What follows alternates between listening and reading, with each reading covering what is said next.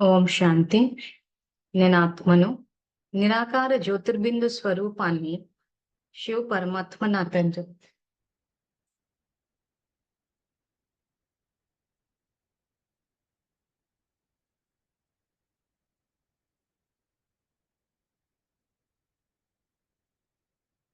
నేను ఆత్మను, శాంతి స్వరూపాన్ని, శివ పరమాత్మ నా తండ్రి. హ్మ్.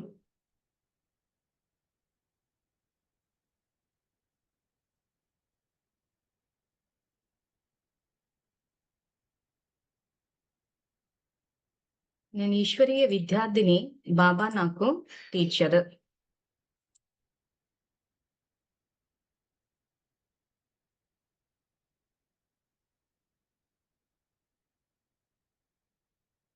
బాబా నాకు సద్గురువు. నేను మాస్టర్ సద్గురువును.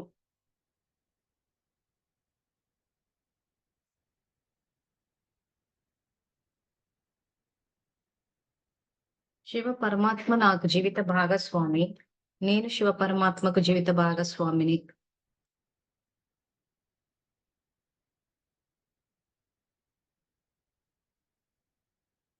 శివ పరమాత్మ నుండి బేహద్ పుత్రవాన్ భవ అనే వరదానాన్ని స్వీకరించి నేను జగన్మాతను అయ్యాను.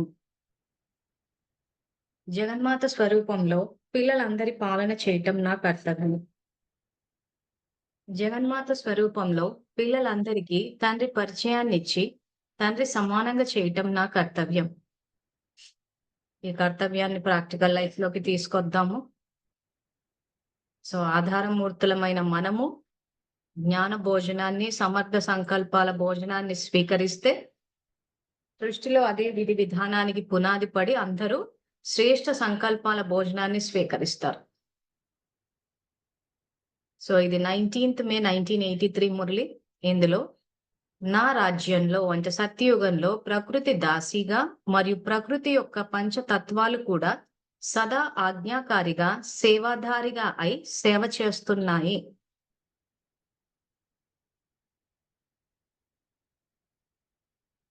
నా రాజ్యంలో ప్రకృతి దాసిగా మరియు ప్రకృతి యొక్క పంచతత్వాలు కూడా సదా ఆజ్ఞాకారిగా సేవాధారిగా అయి సేవ చేస్తున్నాయి.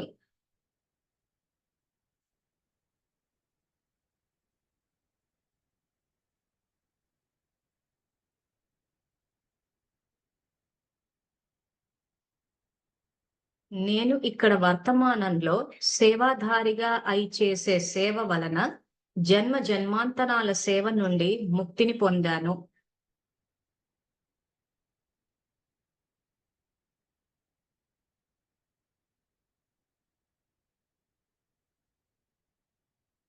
నేను ఇక్కడ వర్తమానంలో సేవాధారిగా అయి చేసే సేవ వలన జన్మ జన్మాంతరాల సేవ నుండి ముక్తిని పొందాను.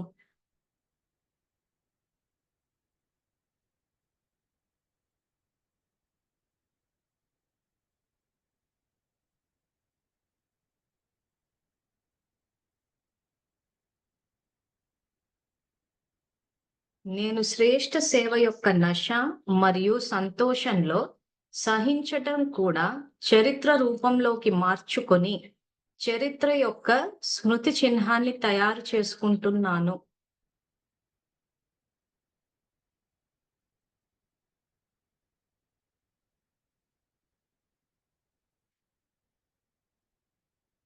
నేను శ్రేష్ఠ సేవ యొక్క నశ మరియు సంతోషంలో సహించటం కూడా చరిత్ర రూపంలోకి మార్చుకొని చరిత్ర యొక్క స్మృతి చిహ్నాన్ని తయారు చేసుకుంటున్నాను.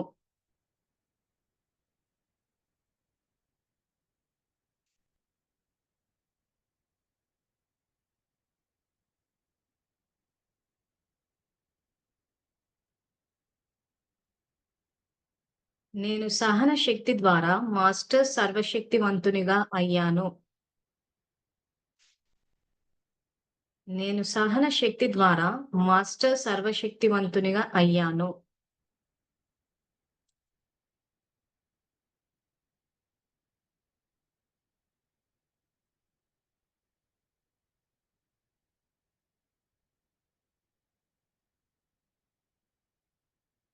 నేను బాబా ఇచ్చిన ఈ తాకట్టు వస్తువుకి అంటే శరీరానికి సేవ చేస్తున్నాను అన్న స్మృతిలో సేవ చేసే సాక్షి స్థితి యొక్క అనుభవిని.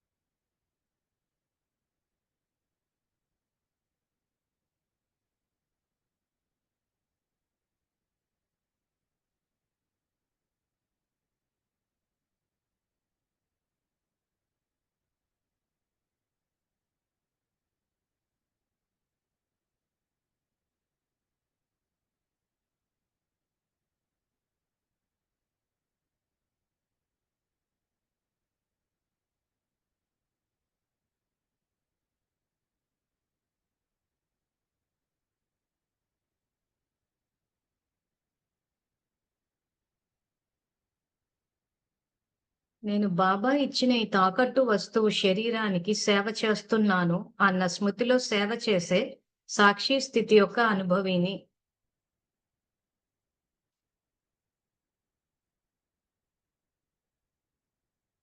నేను నాది అనే భావాన్ని తొలగించుకున్న సర్వ బంధన్ముక్త స్వరూపాన్ని.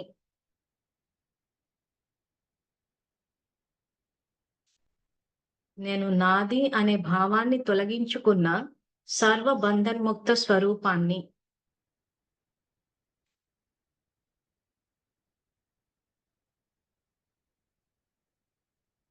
నేను బేహద్గా అయి ప్రతి ఆత్మ పట్ల శుభభావన పెట్టుకుంటూ సర్వులతో పాటు కుటుంబ సభ్యులను కూడా బేహద్ దృష్టితో చూస్తున్నాను.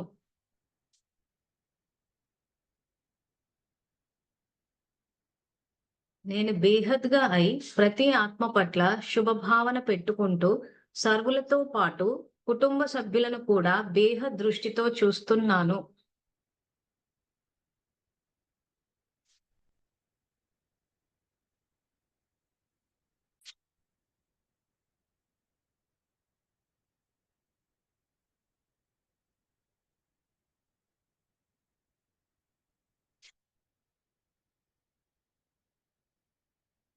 బాబ్దాదా నన్ను సేవకి ఎక్కడ నిమిత్తం చేసినా కానీ, తనువు ద్వారా సేవ చేయించిన, మనసు ద్వారా మనసా సేవ చేయించిన, ఎక్కడ ఉంచినా, ఏ హాల్లో ఉంచినా, పప్పు రొట్టె పెట్టినా లేదా 36 రకాల భోజనం తినిపించినా తింటాను, ఉంటాను.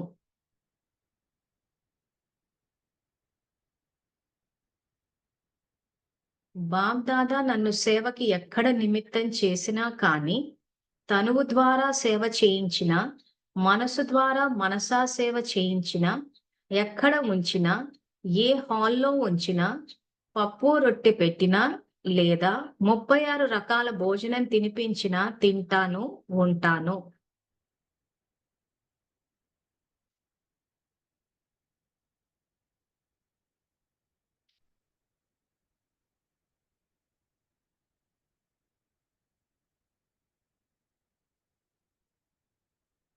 నేను సేవా కర్తవ్యాన్ని సంపన్నం చేసి, సంపన్నంగా తయారయి, సర్వ సుఖాల సంపన్న రాజ్యాన్ని తీసుకువచ్చాను.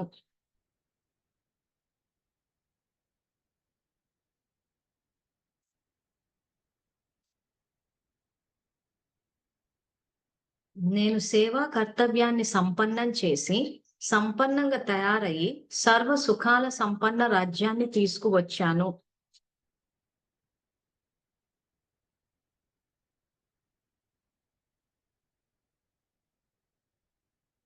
సో మన ప్రాక్టికల్ లైఫ్ కొద్దాము. జ్ఞాన భోజనాన్ని స్వీకరిస్తాము. స్వీకరించిన తర్వాత వాటిని మనన చింతన చేస్తాము. చేసి ప్రతి నిమిషం అటెన్షన్ పెట్టుకుంటాం. ఇప్పుడు స్థూలమైన భోజనం స్వీకరించిన తర్వాత అది తర్వాత డైజెస్ట్ మన మనన చింతన మురళిలో చెప్పినట్టు డైజెస్ట్ అయిన తర్వాత బ్లడ్ ద్వారా మొత్తం బాడీకి శక్తి వస్తే సహజంగా మనం ఆపరేట్ చేస్తూ ఉన్నాం. సహజంగా మన కార్యాలను కర్మల్ని నిర్వహిస్తూ ఉన్నాం. ఇది అంటే మీరు ఏదైతే జ్ఞాన భోజనాన్ని స్వీకరించి దాన్ని మననం చేస్తూ మేమేంటంటే జస్ట్ ఈ సంకల్పాలున్నాయి మీకు అలవాటు అవ్వాలి అని చెప్పి 1, 2 సార్లు చేయిస్తున్నాం గానీ, మీరు దాన్ని చక్కగా మనన చింతన చెయ్యాలి. చేసినప్పుడు ఏమవుద్దంటే ఆత్మశక్తిని సంతరించుకున్నప్పుడు మీరు సహజంగా ముందుకెళ్తూ ఉంటారు. శక్తిని సంతరించుకున్నప్పుడు ఆటోమేటిక్‌గా సిట్యుయేషన్, ఆ పరిస్థితులొచ్చినప్పుడు మీ యొక్క జ్ఞానము, శక్తి ఆటోమేటిక్‌గా ఎమర్జ్ అవుతది.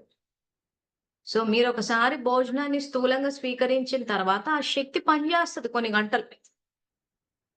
అంతే తప్పితే అలా కంటిన్యూయస్‌గా అంటే కొంతమందుంటారులెండి. అలా ఎప్పటికి నడుస్తూనే ఉంటది. అది వేరే విషయం గానీ, ఒక డిసిప్లిన్డ్ లైఫ్ ఉంటే మాత్రము. సో, ఒకసారి తిన్నాము అనంటే, మనకు ఆ శక్తి అన్నది బాడీలో మొత్తము బ్లడ్ ద్వారా ఇదవుతూ ఉంటది. సో, సహజంగా ప్రవర్తిస్తూ ఉంటాం. సో, అదే విధంగా ఈ జ్ఞాన భోజనం గూడా పనికొస్తది. అదే విధంగా మీరు మనన చింతన చేస్తూ పోతూ ఉంటే, మీ ఆత్మలోకి శక్తొచ్చినప్పుడు దాని ప్రభావం మీ తనువు మీద, సంబంధాల మీద, ప్రకృతి మీద వీటివన్నిటి మీద పడతది. సో, మన విషయాన్ని మీరు ఎంతవరకు అటెన్షన్ పెట్టుకొని చేస్తున్నారో అది మరి నాకు తర్వాత చెప్పాలి. నెక్స్ట్ ఇక్కడ ఏదైతే ఉందో సేవ విషయానికొచ్చేసరికి నేను శ్రేష్ఠ సేవ యొక్క నశ మరియు సంతోషంలో సహించడం కూడా చరిత్ర రూపంలోకి మార్చుకొని చరిత్ర యొక్క స్మృతి చిహ్నాన్ని తయారు చేసుకుంటున్నాను. సో, ఇక్కడ శ్రేష్ఠ సేవ యొక్క నశ సంతోషంలో సహించడం బాబా ఏమంటాడంటే, మీరు గనక సహించడం గనక నేర్చుకుంటే మీ రాజ్యాలు తయారవుతాయి అంటాడు. సహించడం అంటే ఏంటి? మన చెట్టు ఏదైతే బాబా చూపిచ్చారో అంటే అందరూ మన వైపు రాళ్ళు కొట్టినా గాని మనం శుభభావన, శుభకామన ఇస్తాం. అంటే నిరంతరము ఆత్మ అన్న నెక్స్ట్ లెవెల్‌లో, హయ్యర్ లెవెల్‌లోనే ఉంటామనమాట. అలా ఉన్నప్పుడు ఏమైతది? చరిత్ర సృష్టిస్తానంట. సో, ఈరోజు చరిత్ర అంటే ఎవరి చరిత్ర చూడమని చెప్తున్నాడాయన? నారాయణుడి చరిత్ర చూడమంటున్నాడు. నరుడి నుండి నారాయణుడికి ఆ చరిత్రను తెలుసుకున్నాం మనం. సో, మనము గూడా ఈ రోజు ఆ రకంగా సహించిన రోజున మన చరిత్రని మనం సృష్టిస్తాం. అది అక్కడ ఆయన చెప్పేది. అవ్యక్త మూల్యాలు అర్థం గావు అన్న పాయింట్ ఎందుకు ప్రాచుర్యంలోకొచ్చింది అనంటే, బ్రహ్మబాబాని మర్చిపోతూ ఉంటారు. ఊరికే ఫోటోకి పరిమితం అయ్యాడే. చరిత్ర అనగానే ఇంకా ఆయనదొక్కటే గుర్తు రావాలి. ఇంకెవ్వరి చరిత్రలు గుర్తు రావద్దు మనకి. అందరం మన జన్మ తీసేసుకున్నాము. సో, మన యొక్క జీవితాల్లో ఏం జరుగుతుంది? ఏంటి ఇంక అనవసరం. ఇంకా మొత్తము చెత్తనంతా వ్యర్థాన్ని నెత్తినేసుకొని కూర్చున్నామంటే ఈ పవరంతా పోతది. పాలల్లో విషపు చుక్క పడ్డట్టే. సో, కాబట్టి ఈ రోజు సేవ ద్వారా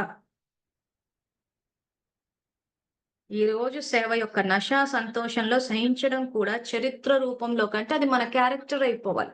మన ఐడెంటిటీ అయిపోవాలి. సో, ఎవ్వరు ఏ రకంగా ఉన్నా మన వైపు నుంచి శుభభావన, శుభకామనే వస్తది.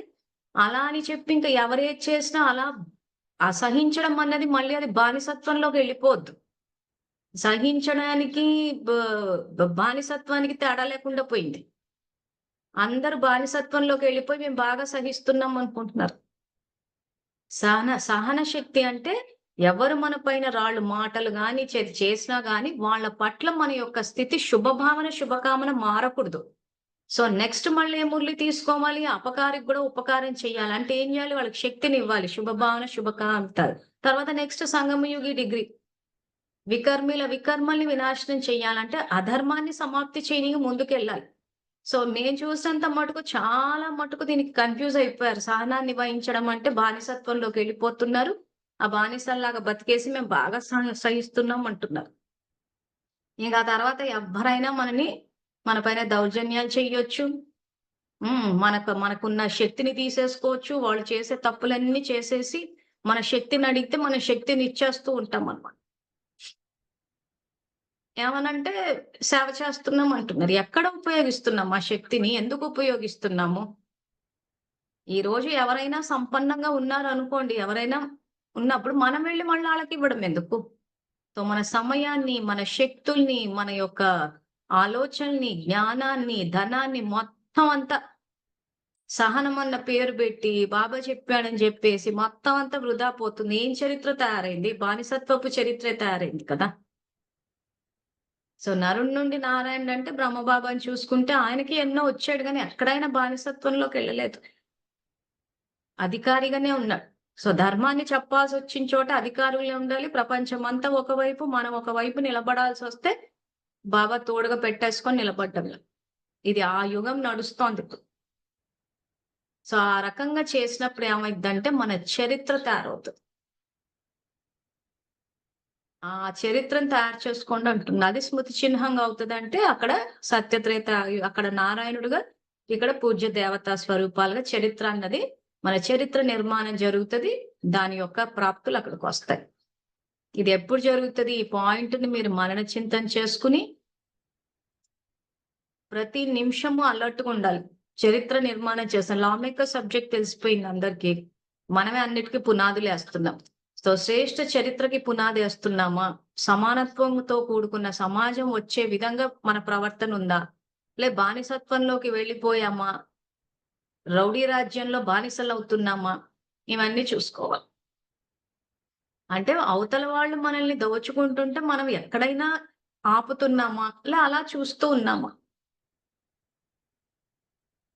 సో, ఇప్పుడు గనక అందుకే బాబా దౌర్జన్యాలు చెయ్యడము, దౌర్జన్యాలు సహించడం గూడా తప్పని అంటాడు. ఈరోజు మనము 'కర్ణామయుడు' సినిమా వేసుకొని చూసాము. ఇతర ధర్మాలు ఎట్లొచ్చాయని జెప్పేసి. కానీ ముస్లిమ్స్‌కి సంబంధించిన పెద్దగా సినిమాలంటూ ఏమి కనిపించలేదంటే, మామూలుగా 'కాశ్మీరీ ఫైల్స్' అని జెప్పేసి ఏ రకంగా చూసే ఉంటారందరూ. సో, ఆ 'కాశ్మీర్ ఫైల్స్‌లో' ఏం చూపిస్తారంటే మొత్తము ముస్లిమ్స్ వచ్చి హిందువుల ఇల్లు ఆక్రమించడము. ఆ కాశ్మీరీ పండిట్స్‌నంతా పంపించేయడము. తర్వాత చాలా చోట్ల ఈ తెలంగాణ ఇటువైపంతా రజాకార్లని చెప్పేసి ఆ ముస్లిమ్స్ అంతా హిందువుల్ని దోచుకుంటూ ఉంటారు. సో, ఎవరు వీళ్ళంతా అనంటే బ్రహ్మకుమారుల ఫాలోవర్స్. సో, కాబట్టి ప్రపంచం ఎందుకు ఈ రకంగా ఉంది, ఆ రకంగా ఉందని మీరేం టెన్షన్ పడక్కర్లేదు. ఎవరిని ఫాలో అవుతున్నారు? తల్లి, తండ్రి అయిన శివబాబా, బ్రహ్మబాబాని ఫాలో అవుతున్నారా? బ్రహ్మకుమారులను ఫాలో అవుతున్నారా? ఇదొక్కటే చెక్ చేసుకోండి. శివబాబా, బ్రహ్మబాబాని ఫాలో అయితే సృష్టి మొత్తంలో జన్మలు తీసుకుంటాం కానీ ఎక్కడ మనకు దుఃఖం ఉండదు. ఎక్కడ మనము బానిసత్వానికి గాని, రౌడీ రాజ్యానికి గాని బలి కాము. బ్రహ్మకుమారులను ఫాలో అయితే మాత్రం ఖచ్చితంగా బ్రహ్మకుమారులు ఆల్రెడీ శివబాబా శ్రీమతం నుంచి విభేదించున్నారు కాబట్టి, వాళ్ళ సొంత మన్మతాలు తీసుకొచ్చారు కాబట్టి, ఖచ్చితంగా ఆ పరంపరలు వచ్చేసినప్పుడు ఏమైతదంటే, సృష్టిలో ఆ సమయం అంటూ వచ్చినప్పుడు ఖచ్చితంగా అక్కడ వాళ్ళతో పాటే జన్మలు తీసుకొని ఇదొచ్చేస్తది. సో, మీకు ఆల్రెడీ ఇండియా, పాకిస్తాన్ పార్టిషన్ ఇవన్నీ చెప్పాము. తర్వాత ముస్లిమ్స్ హిందువుల్ని దోచుకుంటున్నారంటే, ఈరోజు ఈ బాబా అదంటాడు. దౌర్జన్యాలు జరుగుతుంటే మీరు సహిస్తూ ఉండడం అన్నది కూడా అక్కడ తప్పే అంటాడు.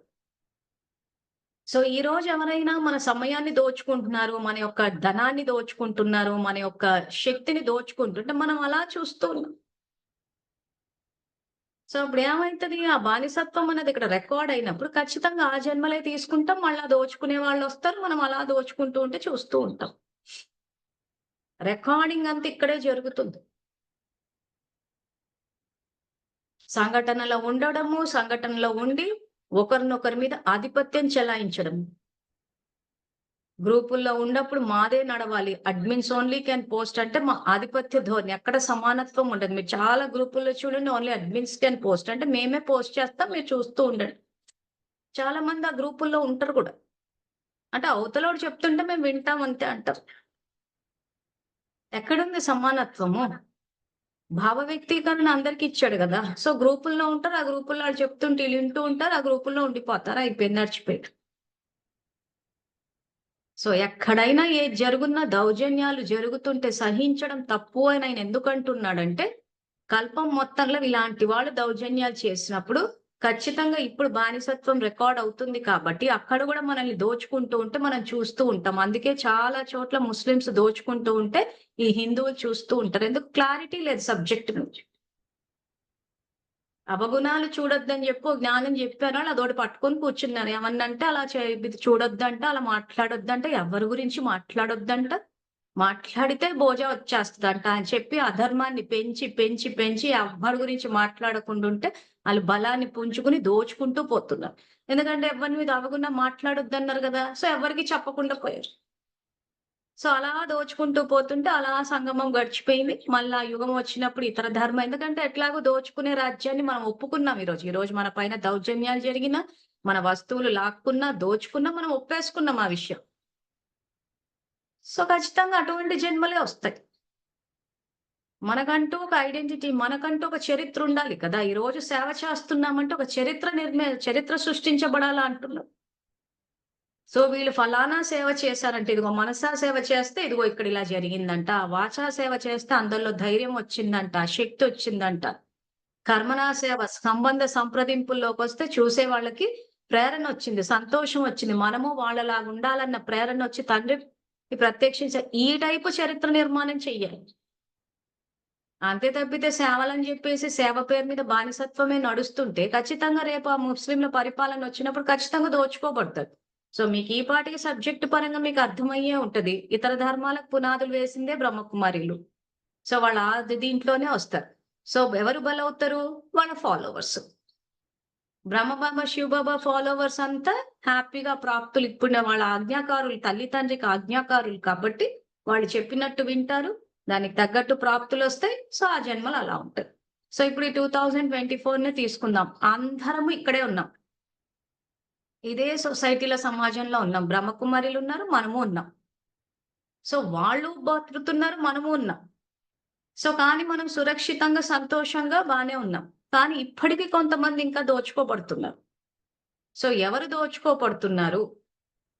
ఎవరు స ఎవరు ఇట్లాంటి దౌర్జన్యాలకు బలి కాకుండా ఉన్నామనేసి ఎవరి జీవితాల్లో అది చూసుకుంటే తెలిసిపోతది.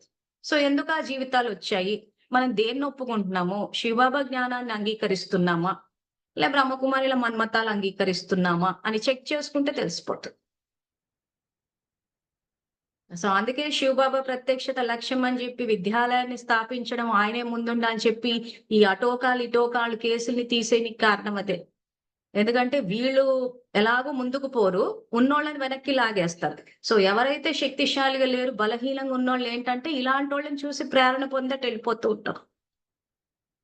ఇంకా ఎంతకాలం అని జ్ఞానం చెప్తాం మేము మాత్రము. శివబాబాని ఫాలో అవ్వండి, బ్రహ్మబాబాని ఫాలో అవ్వండి, చరిత్ర చూడండి, సేవలు చెయ్యండని 11 ఏళ్ళు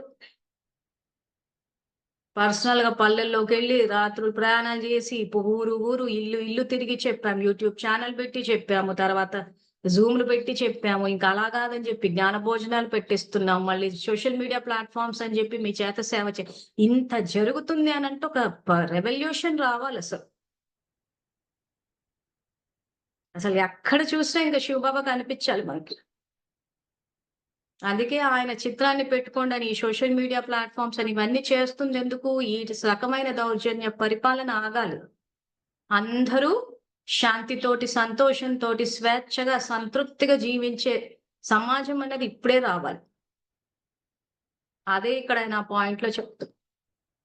మీరొక సేవ చేశారంటేనే ఆ చరిత్ర యొక్క స్మృతి చిహ్నాన్ని తయారు చేసుకుంటా అంటే సేవ చేసే ఒక నష మరి సంతోషంలో చేస్తూ ఇంకా ఇప్పటికైతే బాబా అంతా ఇళ్ళలోనే కూర్చోబెట్టి చేయిస్తున్నాడు కాబట్టి నాకు తెలిసి ఇంక అంత సహించేదంతా కూడా ఏమీ లేదు. చాలా మటుకు ఈజ్ ఔట్ చేసేసారు. ఒకప్పుడు ఎవరికి సేవ అవకాశం వస్తదో, రాదో, ఏంటో పెద్ద తతంగం ఉండేది. ఇప్పుడు ఏమీ లేదు. అందరు ఇళ్ళలో కూర్చుని చేస్తూ పోతుంటే అలా జ్ఞానం వెళ్ళిపోతా ఉంది. సో, ప్రతి ఒక్కరికి ఈ రోజు జ్ఞానం చేతిలోకి ఇప్పుడు మనం ఏదైతే లింక్డ్ఇన్ ద్వారా పంపిస్తున్నామో భగవద్గీత ఎట్లా అందుతుంది అందరికి మొబైల్‌లో అంటే జ్ఞానం చేతిలోకొచ్చేసింది. ఎంత ఫాస్ట్‌గా ఎళ్తుందో చూసారా? టైమొస్తే ఆళ్ళొస్తారు, చేస్తారని ఇంకా ఎదురు చూసుకుంటూ కూర్చున్నారు. ఒక పక్క నుంచి చేసుకుంటూ ఎళ్ళిపోతూనే ఉన్నాడు బాబా. సో, అటువంటి సంఘటనలో మీరుండే అవకాశం మీకొచ్చింది కాబట్టి స్థిరంగా ముందుకెళ్ళండి. ఎక్కడ ఆగకుండా. మళ్ళీ రేపు పశ్చాత్తాపపడాల్సిన అవసరం రావొద్దు మీకు. మీరు సంతోషంగా ఉండాలన్నదే నా శుభకామన. సో, ఇప్పుడు లాగౌట్ అవుతాను. మళ్ళీ 5:00కి కలుద్దాము. అంతవరకు థాంక్ యూ.